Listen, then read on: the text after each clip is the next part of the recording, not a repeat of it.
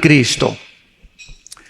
Hace algunos años pudimos nosotros ver a través de los reportes y de los medios de comunicación masivos que en Túnez hubo una rebelión tremenda contra el gobierno que se corrió y comenzó a propagarse por el norte de África y llegó a Egipto, donde un grupo llamado la Comunidad Musulmana Radical o la Hermandad Musulmana derrocaron al presidente Mubarak.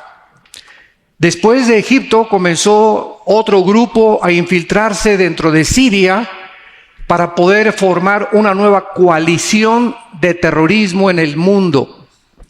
Y este grupo hasta este momento se llama ISIS, que significa o se tradujo el Estado Islámico. Hace un mes, este grupo terrorista acaba de ser desechado o descalificado como grupo terrorista y ahora es considerado un culto satánico. O sea, ya no lo consideran un grupo terrorista común y corriente como Hezbollah o como Hamas, sino que ahora se considera un culto, porque es un culto, ¿verdad?, dedicado a Satanás, a combatir el cristianismo, el judaísmo y los principios establecidos en la Biblia. Es interesante que no ataca ninguna otra religión más que precisamente el cristianismo. Después de que vino esta revolución ahí en... Muchas gracias.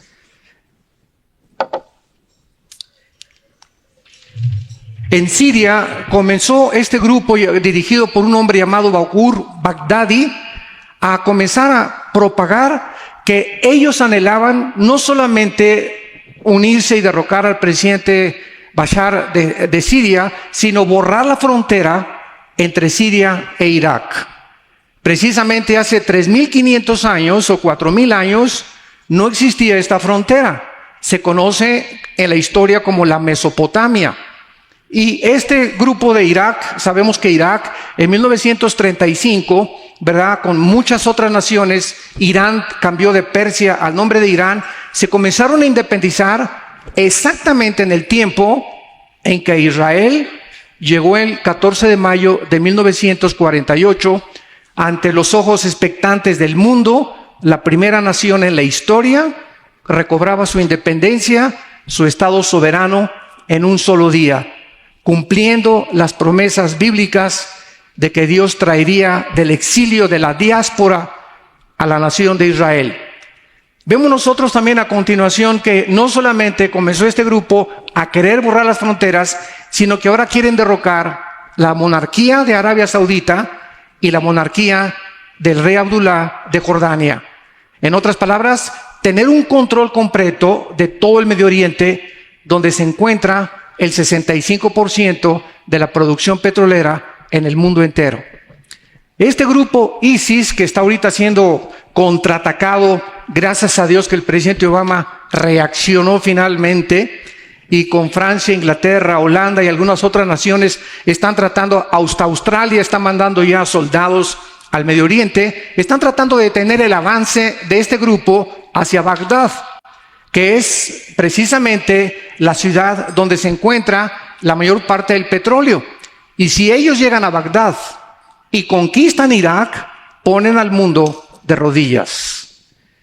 Al comenzar a ver los financieros internacionales, la bolsa de valores, el grupo de los Illuminati, los banqueros suizos junto con los americanos, el banqueros de Rockefeller, el Chase Manhattan Bank, etcétera, etcétera, este problema comenzaron a usar el petróleo, como todos lo sabemos ahorita, y el petróleo bajó increíblemente, lo cual debilitaba muchísimo porque ISIS se mantiene de la venta del petróleo y de los robos a los bancos que han saqueado del Medio Oriente, y están tratando ellos de poder controlar completamente el mundo entero, y dicen que su próximo objetivo es Roma, que quieren matar al Papa y que quieren destruir el Vaticano, porque ellos consideran que fue Roma durante la época de los cruzados los que mandaron a Israel sacarlos, y los acusan de genocidio, cuando el Imperio Otomano duró aproximadamente 500 años. ¿Qué es lo que estamos tratando en este momento de poder comunicarles a ustedes? La relevancia que tienen los acontecimientos en el Medio Oriente en el siglo XXI con este libro que tengo en mis manos. Este libro que tengo en mis manos se llama la Biblia y contiene los registros más antiguos de historia, geografía, arqueología, genética, ciencia, física, matemáticas, literatura, poesía, antropología y todas las disciplinas académicas que tú me quieras mencionar. Es impresionante que estas profecías bíblicas son una de las evidencias más grandes en contra del ateísmo. Hace una semana debatía yo con una persona de 50 años en Estados Unidos que se dice atea. Y es una persona que es un físico matemático, entrenado, porque las matemáticas necesitas tener entrenamiento y te da mucho razonamiento. Y yo le decía a este ateo, bueno, un juez, para poder sentenciar a un acusado, necesita evidencias. Y mientras más evidencias haya, entonces el juez tiene que declararlo culpable o declararlo inocente. Pero nadie se atreve a juzgar a nadie sin que haya evidencias que demuestren la culpabilidad o la inocencia de alguien. Le dije, ¿cómo es posible que usted, siendo una persona racional y atea, no haya considerado las evidencias de la Biblia que demuestran sobrenaturalmente que Dios existe? Porque nadie más que Dios pudo haber puesto esto en el orden en que se encuentran, ni el registro que tenemos de la ciencia es más moderna que la Biblia, que el periódico Mañana en la Mañana, y sin usar evidencias usted declara, no hay Dios. Establece en su bitácora, Dios no existe, sin haber antes examinado las miles de evidencias que existen de la existencia de un ser sobrenatural. Irak vuelve a resurgir desde 1990 en los encabezados de los periódicos en el mundo, cuando la guerra del Golfo Pérsico, cuando 29 naciones se unen en una coalición para sacar a Saddam Hussein e impedir que él pueda apoderarse de la nación de Kuwait. Entonces, desde ese momento decían que Irak, yo les pregunté en muchas universidades, ¿sabes qué es Irak? Y me contestaban, es el nombre de una medicina. Es increíble, en Estados Unidos, en España, en muchos países latinoamericanos, Irak era algo como desconocido, una nación desconocida, y comienza a recobrar renombre a partir del finales del siglo XX. Esto es interesante porque la Biblia dice, como lo vamos a ver a continuación, que la civilización va a terminar ahí, en esa zona geográfica del Medio Oriente que se conocía como la Mesopotamia. Y es precisamente en esta zona donde vamos a ver la importancia que la Biblia nos muestra y de qué forma se van a desarrollar los acontecimientos. En primer lugar, fue aquí en Irak, en el capítulo 2 del libro del Génesis, donde tuvo lugar el origen de la civilización humana, de acuerdo a la Biblia. Dice el capítulo 2 del Génesis, versículo 10, y salía de Edén un río para regar el huerto, y de allí se repartía en 4 brazos. El nombre del uno era Pisón. Este es el que rodea toda la tierra de Ávila, donde hay oro, o sea, la parte de Arabia Saudita. Y el oro de aquella tierra es bueno. Allí también hay bedelio y ónice.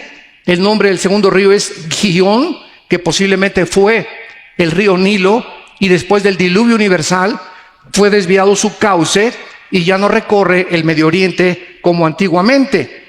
Este es el que rodea la tierra de Cus, que es la tierra de Canaán. Y el nombre del tercer río es Hiddekel, que es el nombre actualmente del río Tigris. Este es el que va al oriente de Asiria, y el cuarto río es el Éufrates. El huerto del Edén, donde Dios colocó a la primer pareja humana, se encontraba geográficamente en lo que ahorita es la nación de Irak y Siria, en esta región de lo conocida como la Mesopotamia.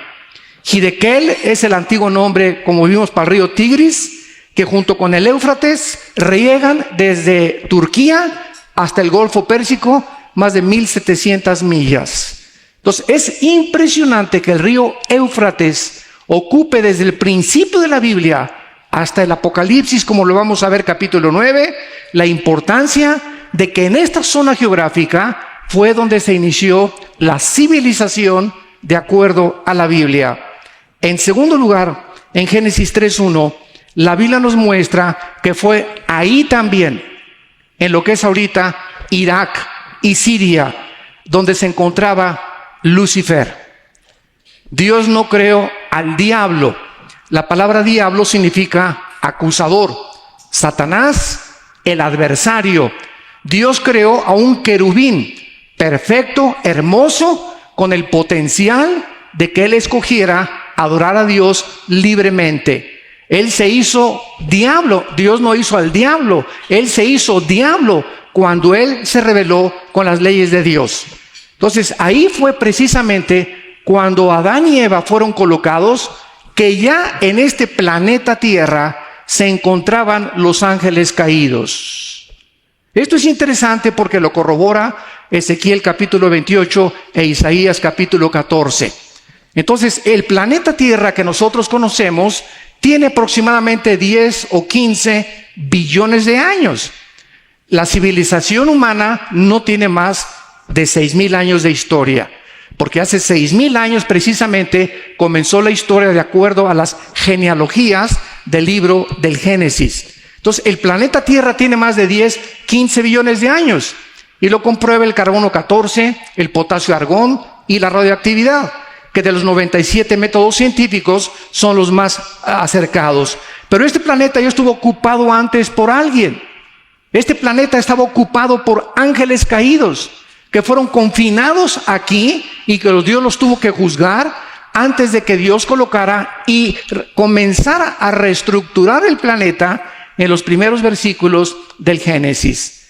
Porque cuando dice la Biblia que Dios dijo fue a la luz, no se refería a la luz del sol, porque el sol hasta el cuarto día entra en movimiento, se refería al espectro electromagnético que rodea la Tierra y que hace posible las comunicaciones. Tú sales fuera de la atmósfera y es imposible que nos comuniquemos más que a través de una escafandra. Si vamos a la Luna, vamos a Marte, necesitamos aparatos. La voz no viaja, las ondas del sonido no viajan fuera de la atmósfera, porque el espectro electromagnético es precisamente lo que Dios diseñó para que de la atmósfera hacia abajo pudiéramos nosotros comunicarnos. Vemos nosotros también en Job capítulo 38 que la Biblia corrobora esta versión acerca de que los ángeles ocupaban este planeta y ellos ya existían antes que nosotros. Dice en Job capítulo 38 que cuando Dios estaba midiendo la tierra, Dios puso las medidas perfectas de la tierra y esta afinación es como un motor. Si yo me meto un motor de un Volkswagen, veo que necesita batería, necesita bomba de gasolina, bujías, pistones, pero todo dentro del motor tiene que estar afinado. Todas las partes, una con otra, se llama la complejidad irreducible científicamente o matemáticamente hablando. Tiene que formar una parte común para que funcione el motor. Un solo alambrito de la batería desconectado impide que el motor pueda caminar en tu vehículo. Entonces, el universo que nosotros vemos es un universo afinado. La distancia de la Tierra al Sol es perfecta. El movimiento en 24 horas del planeta es perfecto. El movimiento de traslación alrededor del Sol es perfecto. Todos estos detalles que nos hablan de un afinamiento hizo posible la vida del ser humano. El oxígeno que nosotros respiramos, que tiene casi nitrógeno en su mayor parte con muy pequeños gases y oxígeno, está exactamente balanceado para que cuando tú hagas y respires, es exactamente los gases que necesitan tus pulmones para poder sobrevivir y también el cerebro y la sangre. Todo esto no pudo haber sido hecho por un accidente, señores ateos, por el amor de Dios. San José, la Virgen y el burrito que los acompaña. Entonces, es imposible llegar a una complejidad como la que nosotros observamos y concluir con estas cosas. Fue un accidente, una selección natural, Los dinosaurios se convirtieron en hipopótamos, los hipopótamos en jirafas, los peces se convirtieron en culebras, los reptiles se convirtieron después en changos, y después finalmente aparecimos nosotros por otro accidente. Los sexos aparecieron por accidente. El sexo masculino apareció por accidente, y por un accidente una mujer con órganos reproductivos femeninos, y se juntan los dos y nace un tercer accidente. Vemos nosotros que es imposible, señoras y señores, racional, inteligente y filosóficamente, el ateísmo es insostenible. El 95% de los ateos que hemos debatido, y me encanta debatir porque es mi plato favorito el ateísmo, porque yo fui ateo y profesé el ateísmo y entiendo los niveles que el ateísmo usa y la plataforma que usa, que es el materialismo, el ateísmo y el comunismo principalmente, son insostenibles. No se pueden sostener filosóficamente.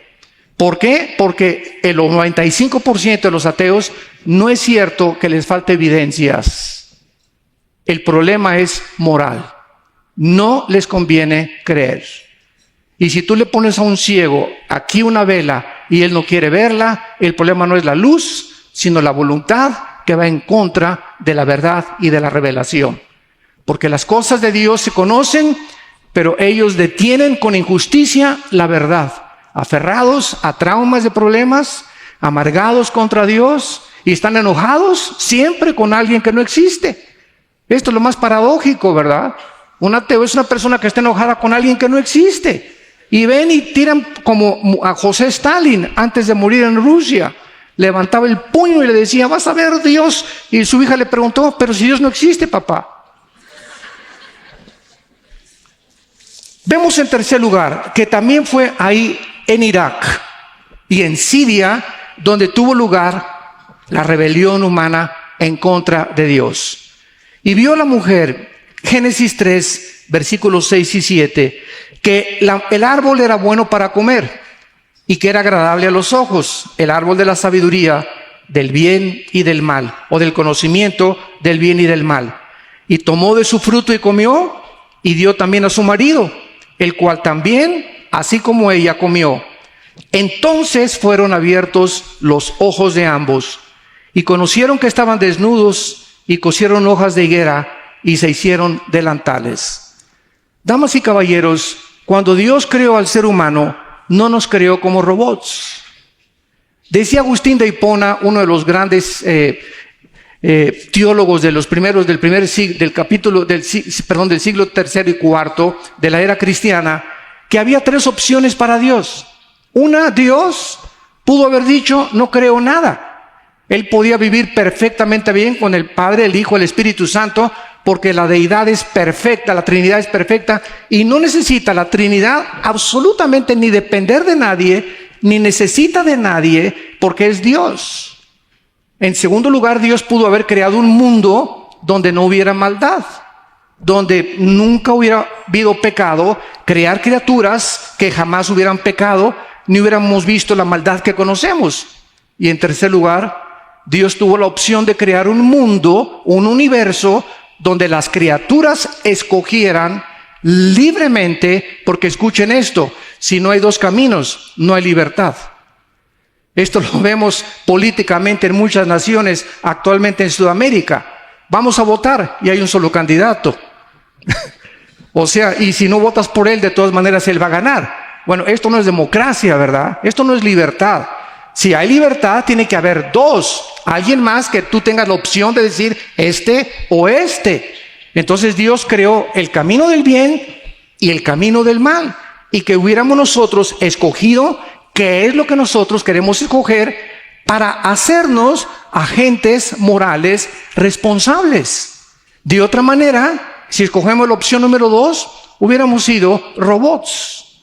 Nos hubiera Dios programado y dado cuerda, ámame, ámame, ámame, y jamás hubiera habido la capacidad de poder diferenciar entre el enojo y la virtud, entre el amor y entre el odio, entre las pasiones desordenadas y el autocontrol.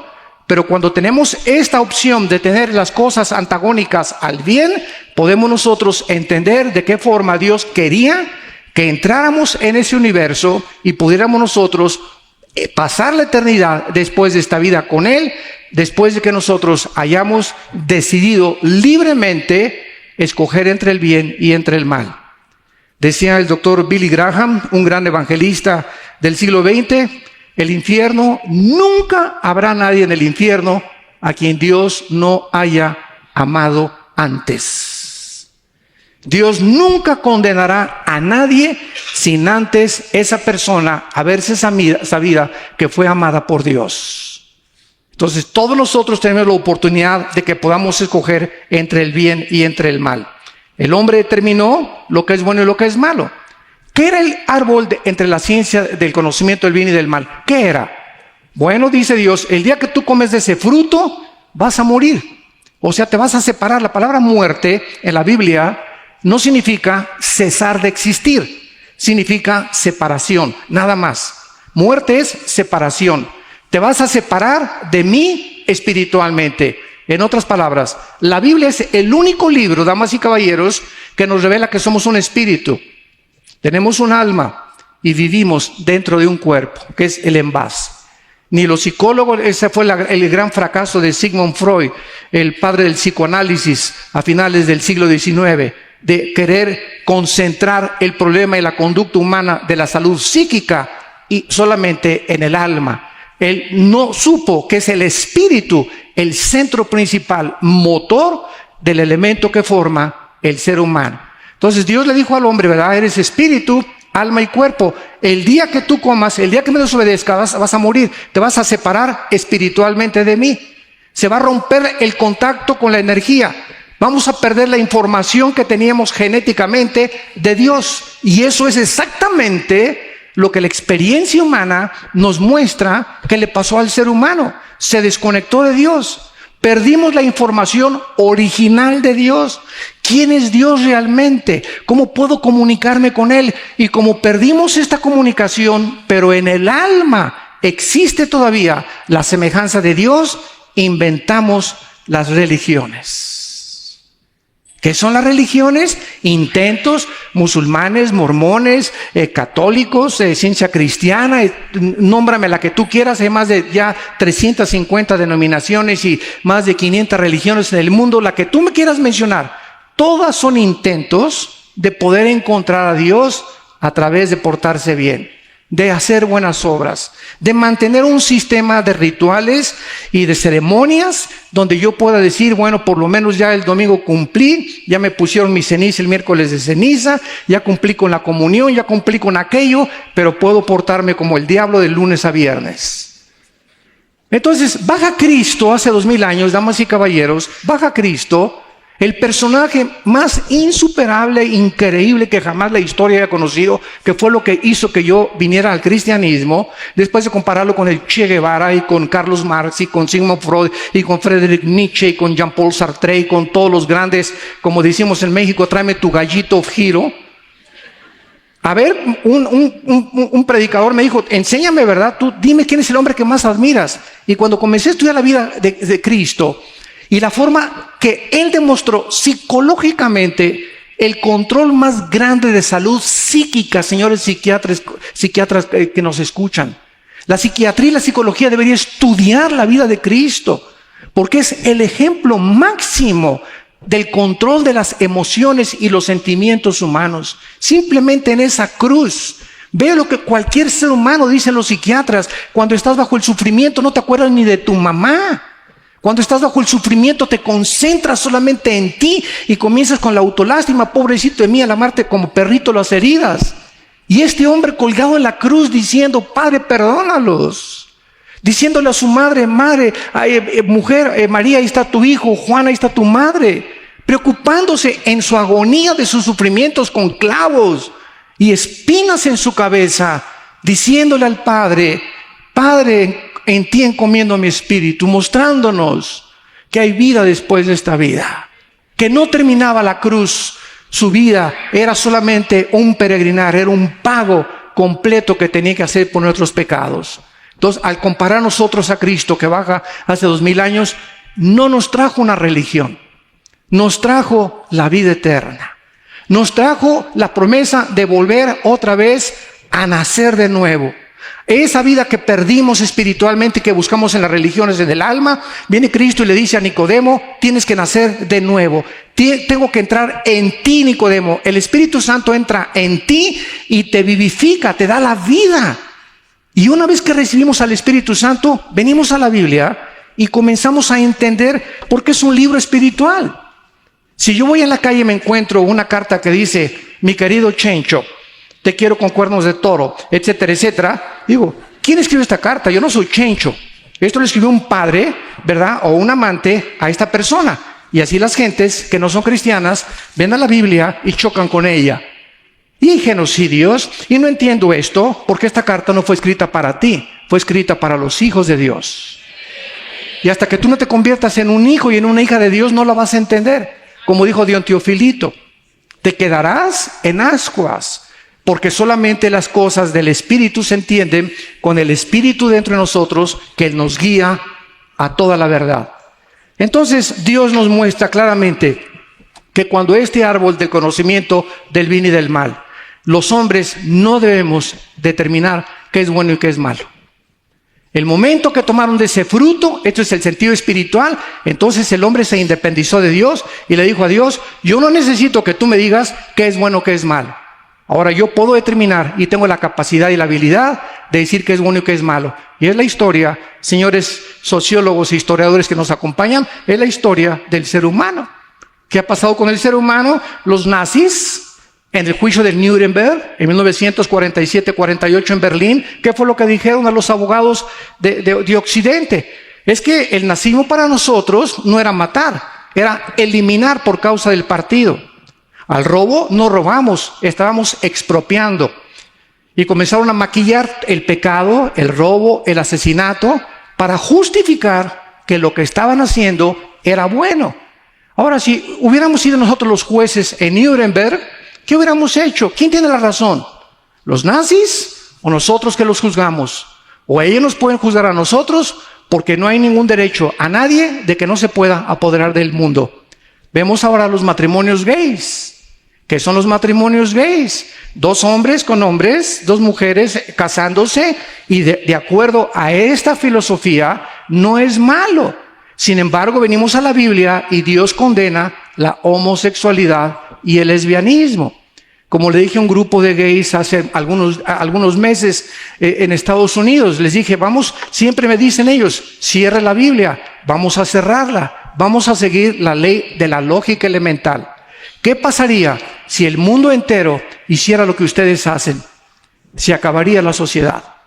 ¿Quién traería a los hijos al mundo? O sea, desde esta perspectiva ya es antinatural.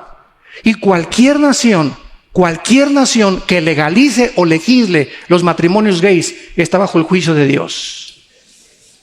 Porque están violando la ley inexorable de la genética. Hombre con mujer, mujer con hombre, y no romper este diseño establecido por Dios. Y estas naciones serán juzgadas por Dios, tarde o temprano, porque no somos independientes ni autónomos, ni podemos decidir entre el bien y entre el mal. Es Dios el que estableció el sexo, es el único que nos puede decir cómo puede utilizarse el sexo, es la única autoridad para decir cuál es el propósito del sexo y no nosotros. Pero esta es la razón por la cual estamos como estamos. Sociedades donde está legalizando los matrimonios gays, se está legalizando la marihuana. Ahora los científicos están diciendo es que, bueno, en el estado de Colorado ya se legalizó la marihuana, en 2-3 estados de Estados Unidos. Y ahora la pregunta es, ¿se puede manejar marihuana? El marihuanazo que te vas a dar. Entonces, ¿cómo podemos nosotros llegar a decir, verdad? Porque la moral no se puede legislar de esta manera. El Dios de la moral es Dios, el Dios de la Biblia. Y si no nos hubiera dejado un patrón, un parámetro para poder decidir nosotros qué es bueno, qué es malo, el mundo va a acabar como va a acabar. Precisamente porque le creyeron la mentira a Satanás.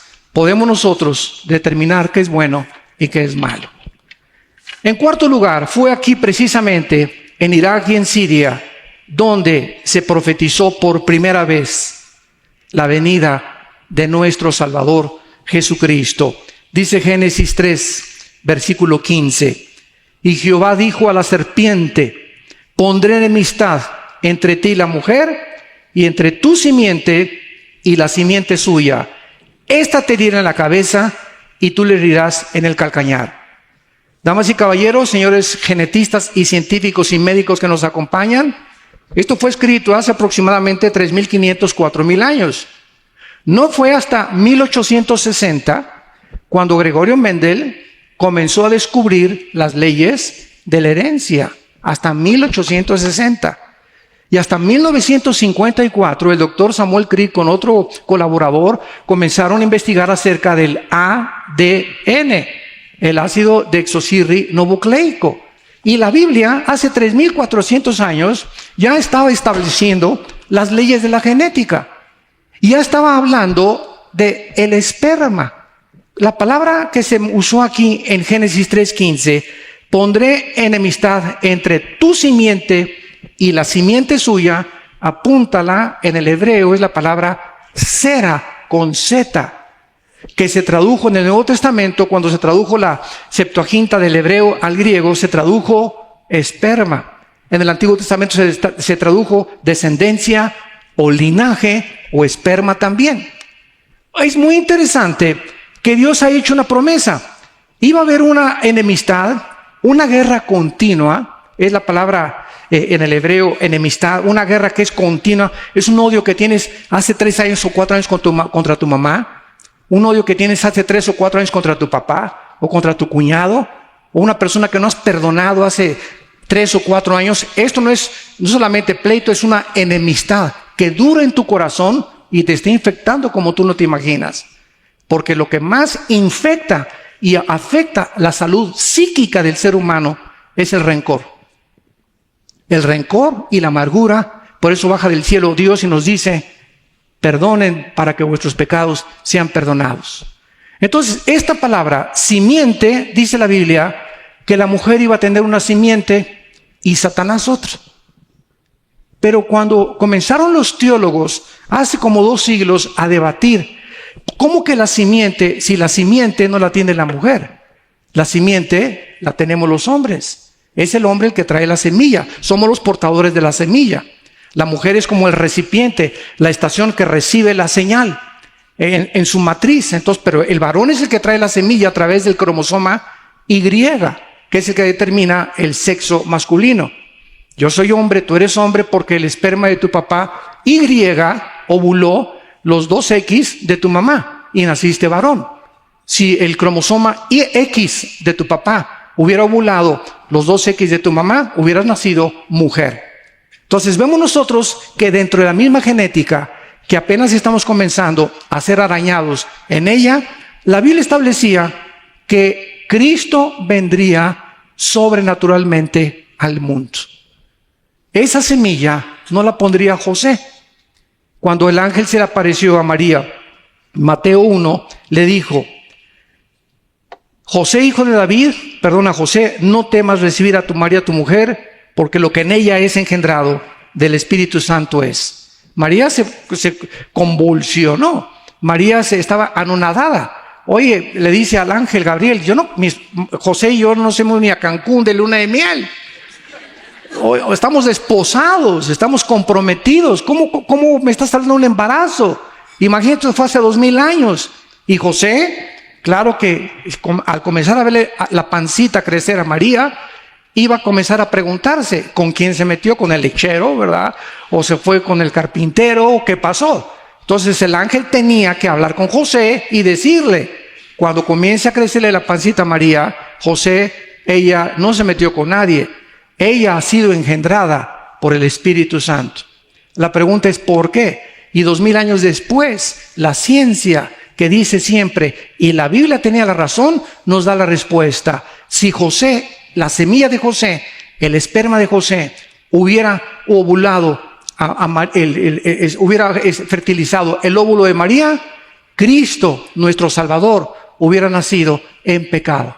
Porque la ley de la herencia espiritual es que transmitimos el pecado a través de la sangre. Antes de que se descubriera la circulación de la sangre, y antes de que se descubriera que el alma está en la sangre y que cuando viene la fertilización se transmite el alma. Dios no pone el alma, Dios pone el espíritu. Zacarías 14:1. Pero el alma se transmite desde Adán hasta nuestros días. Romanos 5:2. El pecado entró al mundo por un hombre y la muerte, escuchen la palabra que se usó hace 2000 años, y la muerte pasó. ¿Cómo que pasó? ¿Cómo que se transmite algo desde Adán de generación en generación hasta el siglo XXI? ¿Cómo pudo ser eso? Hasta que se descubrieron las leyes de la herencia. ¡Qué increíble! La Biblia es más moderna que la ciencia de mañana en la mañana. Entonces comprendemos todas estas cosas con este mensaje que Dios les dio, que el Mesías nacería sobrenaturalmente y tendría que entrar al mundo sobrenaturalmente para que en la cruz nos pudiera perdonar. Porque si hubiera muerto un cardenal, o si hubiera muerto Abraham, o un papa en la cruz, no nos podía perdonar. ¿Por qué? Porque primero tendría que pagar por sus pecados, porque no hay nadie más que Cristo que haya nacido sin pecado, para después ofrecer el sacrificio por nosotros. Pero con una ofrenda, dice Hebreos 10, nos hizo perfectos por toda la eternidad. Y dijo Tetelestai, consumado es, satisfecho estoy, dijo el Padre, de tu sacrificio y de la cruz a nuestros días. Dios nos declara, siendo culpables, inocentes por su gracia y su misericordia.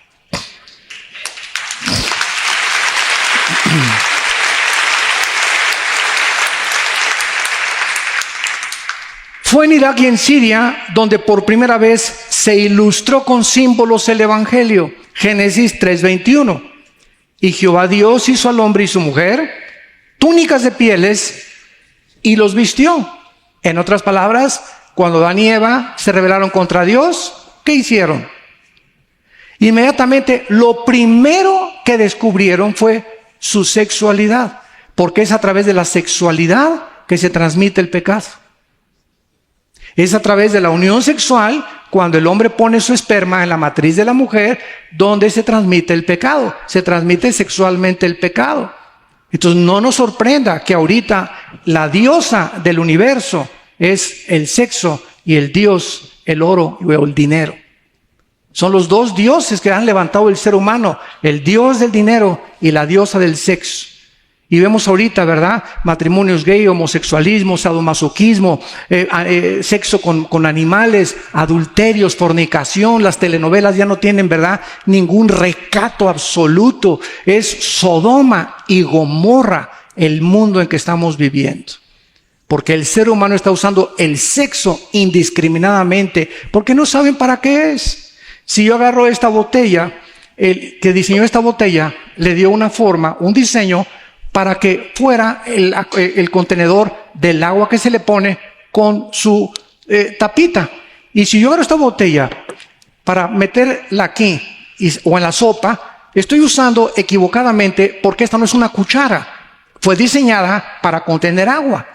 Entonces, cuando yo sé, ¿verdad?, que es el diseño para beber agua, uso el agua y sé el propósito del diseñador.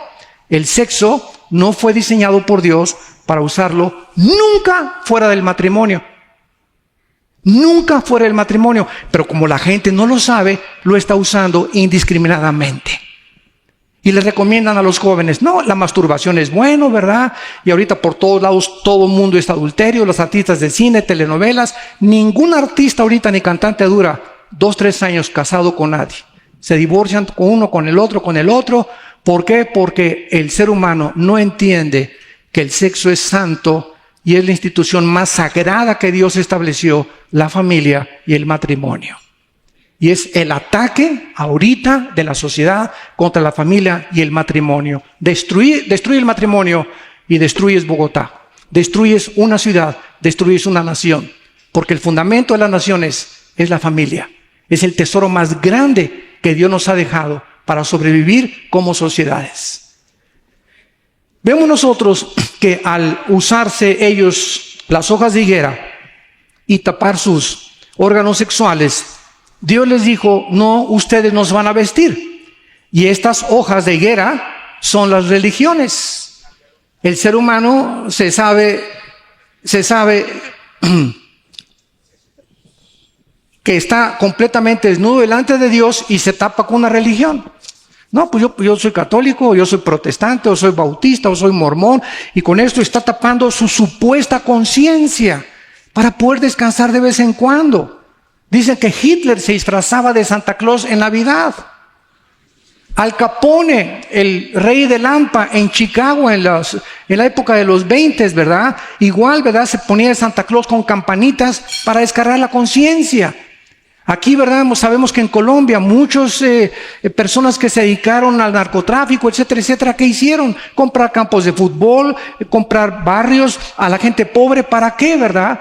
Para descargar su conciencia y al otro día poner una bomba en un avión.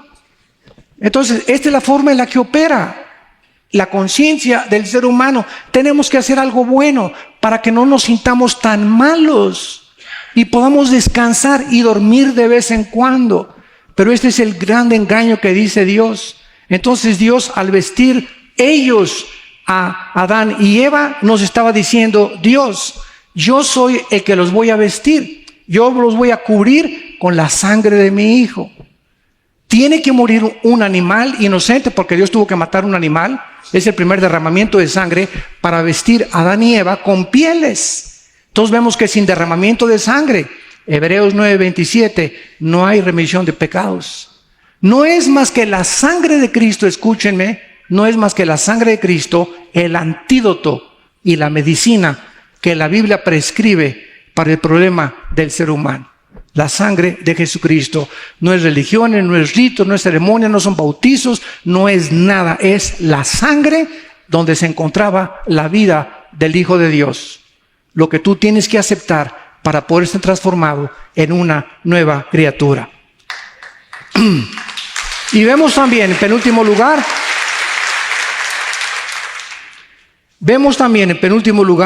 que fue en Irak.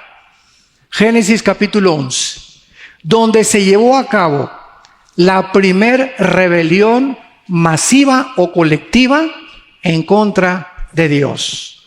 Un hombre llamado Nimrod, de origen sirio-iraquí, reunió a toda la gente para construir la famosa Torre de Babel.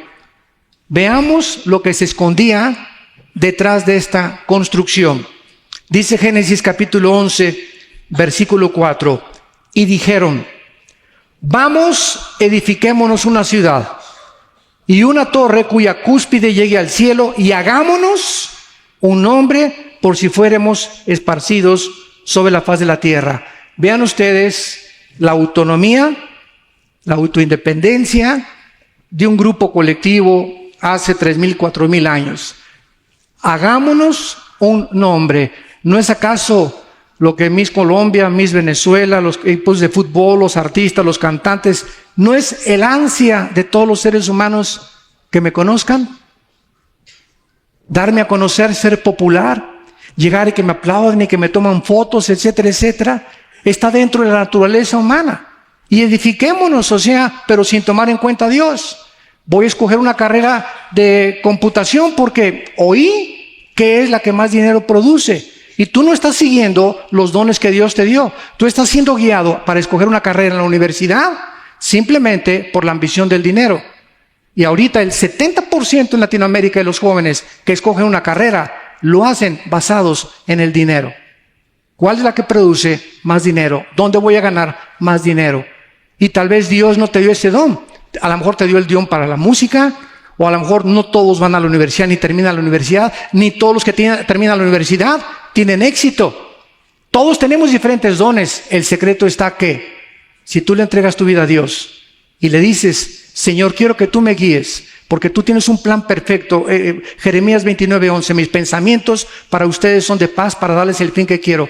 Dime, Señor, qué es lo que quieres de mi vida, y caminas con Dios. Dios va a dirigir tu vida y vas a prosperar. Escuchen, en México, el 65% de los profesionistas en la República Mexicana, abogados, licenciados, médicos, veterinarios, el 65% viven del comercio. No ejercen su profesión. Creyeron que ellos iban a poder, con la profesión, avanzar, y viven del comercio. Se dedican a otra cosa, menos a la profesión que escogieron en la universidad. ¿Por qué? Porque creemos que podemos escoger vivir, formar una familia, tener un matrimonio sin tomar en cuenta a Dios. Y es el ridículo lo único que hemos hecho en esta vida. Y finalmente, ese es el origen del globalismo. Ahorita, ¿qué es lo que está pasando, verdad? Juntándose las naciones para poder tener un gobierno mundial. Hace poco, desgraciadamente, oí en un video que me mandaron que se juntaron en Guatemala muchos pastores para decir que la reunión que hubo en Suiza para el tratado que está haciendo Estados Unidos, el P5 con Irán, para que puedan reducir el uranio 235 y centrifugar menos la construcción de la bomba atómica, era el tratado de paz del anticristo. Y estamos deteriorando y distorsionando las profecías bíblicas en un sensacionalismo amarillista, porque creemos que podemos nosotros, sin consultar la Biblia y sin estudiarla profundamente, llegar a emitir tantas barbaridades. Cuando los aviones se estrellaron contra las Torres Gemelas en Nueva York, dijeron que fue el ataque de Babilonia en Apocalipsis 18, que era la destrucción de Babilonia, que Nueva York era Babilonia y que así comenzaban a destruir Dios a Babilonia. Y así vivimos en un mundo donde si no tenemos cuidado y no estudiamos y no profundizamos, vamos a ser engañados. Pero el anticristo determinará finalmente la unidad del mundo en un solo gobierno, política, económica y militarmente. Y finalmente, en Apocalipsis 9, versículo 13 y 15, escuchen esto. El sexto ángel tocó la trompeta y oí una voz entre los 4 cuernos del altar de oro que estaban delante de Dios diciendo: desata a los 4 ángeles que están atados junto al río Lerma, Mississippi, Tíber.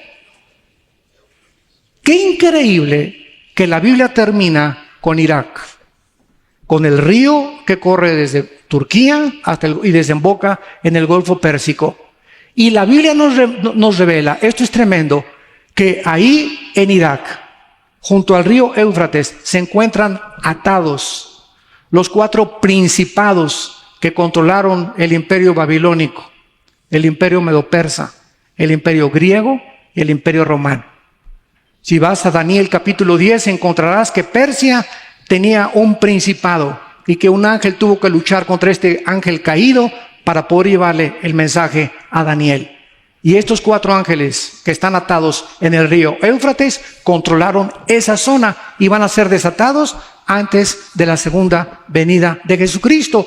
Y qué increíble que en este momento, en el siglo XX, estamos en abril del siglo XXI, el Medio Oriente, Irak y Siria sean el centro del conflicto internacional que puede llevarnos a una tercera guerra mundial.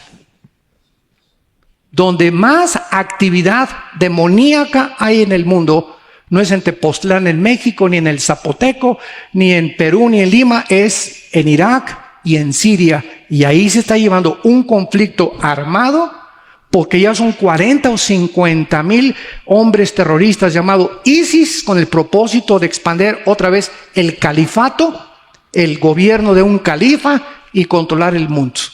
Porque ahí se encuentra el 65% de la producción del petróleo del mundo entero. Y este es el cuadro al que todos nosotros hemos llegado.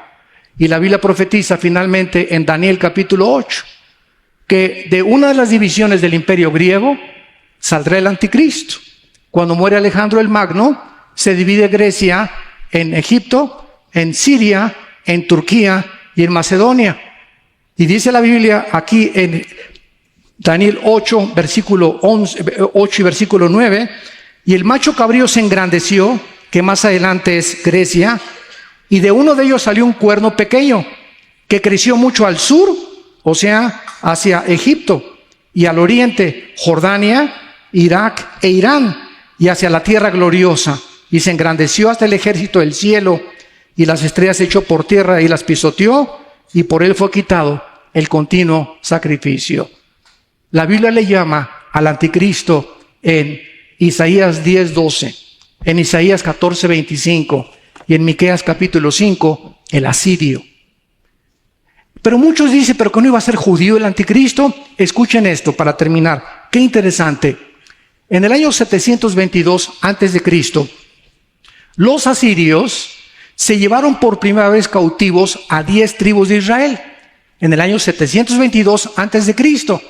Y se los llevaron a Siria. Y estas 10 tribus se perdieron en la historia. Solamente quedaron 2 tribus de Judá y Benjamín en el reino del sur, Israel. Y ahorita se conocen como los de Judá o los de Leví, que son los únicos judíos que se pueden identificar. Pero los judíos están aquí en Colombia, están en México. Muchos apellidos Díaz, González son de origen judío. Pérez es de origen judío también. En África, en Etiopía, están por todos lados. Y muchos de nosotros, sin saberlo, traemos en la sangre el judaísmo. Dicen que Hitler, su abuelo era judío. Esto es impresionante. Se le cambió el nombre a su padre y se puso el Hitler. Él no se apellidaba Hitler. Entonces, vemos nosotros que el anticristo puede ser judío, sirio y salir de la zona geográfica donde se encuentra ahorita este conflicto. Y interesante que Bagdadi, el jefe del Estado Islámico, haya declarado: vamos a conquistar el mundo. El próximo gobierno será el próximo gobierno otomano, va a volver a revivir después de 500 años, porque a principios del siglo XX los otomanos fueron dominados por los ingleses. Después los ingleses, ya vino Israel y vienen los Estados Unidos y Rusia en la Guerra Fría. Pero vemos nosotros en la historia que exactamente lo que este libro profetizó hace miles de años. Señores historiadores, señores que están buscando verdaderamente evidencias y que les interesa la verdad, este es el único libro que nos da las únicas verdades incondicionales y completamente verdaderas, para que entendamos que no hay un relativismo en la Biblia. Es una autoridad científica, histórica, geográfica, el área que tú quieras, la palabra de Dios. Y este mensaje, dice la Biblia, es el más importante. De tal manera amó Dios al mundo que dio a su Hijo unigénito. No nos dejó solo, nos dejó un manual. Si yo compro un coche, abro la caja de guantes y hay un manual. Y dice el Volkswagen: cámbiale el aceite cada 5,000 kilómetros. Pero llevo 10,000 y comienza el Volkswagen, pucha, y echar humo por todos lados. ¿Qué le está pasando? Está quemando aceite. ¿Por qué? Porque nunca has consultado el manual. Y lo llevas a la Chevrolet. Oye, espérame, los de la Chevrolet no tienen el diseño del Volkswagen. Llévalo a la agencia Volkswagen. Ellos fueron los que fabricaron el carro y te van a decir cuál es el problema. Y así estamos nosotros en la vida. Pues tengo un problema en el matrimonio, vas con el psiquiatra. El psiquiatra no formó el matrimonio, ni el psicólogo, ni la doctora Corazón, ni Walter Mercado. Entonces tenemos que recurrir al manual. ¿Quién es el que hizo el matrimonio, la familia, el trabajo, el sexo? ¿Quién es el que nos dice a dónde va la historia? Y exactamente como la historia está ahorita yendo y perfilándose, así la Biblia lo determinó por los profetas hebreos hace 2600 años. Y contra esto no hay absolutamente ninguna discusión ni argumentación. Hasta este momento, en los 35 años que tengo compartiendo este mensaje, no he encontrado a un científico, físico, matemático, político, lo que ustedes quieran, que pueda debatirme o que pueda contradecir las verdades de la Biblia. Más que con un espíritu, ¿verdad?, de anticristo, y con un deseo solamente de manchar el nombre del Hijo de Dios. Damas y caballeros, Dios te ama y ha dado su vida por ti en una cruz. Todos ustedes que nos escuchan, Dios está interesado en cambiar tu vida, en transformar tu vida, tu matrimonio. Él sabe perfectamente bien con quién te puedes casar, con quién no te puedes casar. No te guíes porque es guapo, porque es bonito, porque tiene dinero, porque no tiene dinero, porque esta profesión tiene más dinero. Confía en Jehová y haz el bien, y habitarás en la tierra y te apacentarás de la verdad. Deleítate a sí mismo en Él y Él te concederá las peticiones de tu corazón. Confía en Él y Él hará. En la casa de mi Padre, Jesús dijo: muchas moradas hay. Voy a preparar lugar para ustedes. Somos peregrinos en este mundo, vamos de paso. La vida es tan rápida, 60, 70, 80 años, los más robustos. Vamos de paso por este mundo, somos extranjeros. Jesús dijo en Juan 17 que no éramos de este mundo, vivimos en este mundo, pero al entrar el Espíritu Santo a nosotros, tenemos nuevas perspectivas, nueva forma de ver la vida, los negocios, la familia. ¿Por qué? Porque ahora vemos con los ojos de Cristo. Dice 1 Corintios 2, tenemos la mente de Cristo. Ahora queremos ver el mundo con los ojos con los que Cristo lo vio. Un mundo abandonado, ovejas sin pastor. Una gente desesperada en drogas, de una botella a la otra, de una telenovela a otra, de un cine al otro, de un hombre al otro, de una mujer a otra, buscando de una religión a otra, de una filosofía a otra filosofía. Ya los comunistas ya no son comunistas porque ahora ya creen en Dios. Todos los sistemas filosóficos ante nuestros ojos se van derrumbando, desmoronando. Los partidos políticos ya no saben qué es bueno: comunismo, marxismo, democracia, fascismo. No saben ya, es una locura, es una confusión en el mundo. ¿Por qué? Porque no hay brújula. No hay ningún mapa, ningún capitán de barco se atrevería a navegar sin una carta de navegación. Ningún piloto se atrevería a navegar en el espacio, en un avión, sin tener cartas de navegación. Qué locura vivir en esta vida sin que tengas nadie que te dirija. Vas pronto a naufragar con tu vida, con tu matrimonio, con tu familia. Pero esta mañana Dios te llama y te dice: arrepiéntete. Arrepiéntete con todo tu corazón de tu vida, de tu soberbia teológica, de tu soberbia intelectual.